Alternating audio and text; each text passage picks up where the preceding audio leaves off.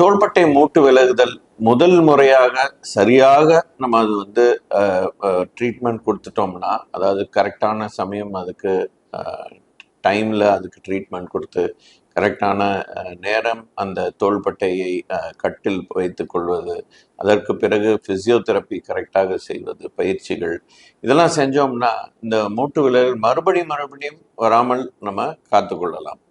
ஆனால் ஒரு சிலர் நான் மூட்டு விலகிச்சு, நான் விளையாடும்போது தூக்கி வச்சுட்டேன், அதுக்கப்புறம் திருப்பி நார்மல் லைஃப் போயிட்டேன்றவங்களுக்கு அடிக்கடி இந்த மூட்டு விலகுதல் வரும்.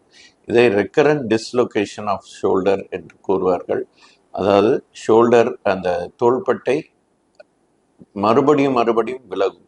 ஒரு சாதாரணமாக டிஷர்ட் பனியன் கலட்டும் போது தோள்பட்டையை தூக்கும்போது விலகலாம், தூங்கிட்டு இருக்கும்போது தானாக விலகலாம், இல்லாட்டி ஒரு பஸ்ஸில் வந்து ஒரு ஹேண்டில் பாரை பிடிச்சிட்டு இருக்கும்போது விலகலாம். ஸோ இதை வந்து ரிக்கரண்ட் டிஸ்லொகேஷன் ஆஃப் ஷோல்டர் அப்படின்னு சொல்கிறோம்.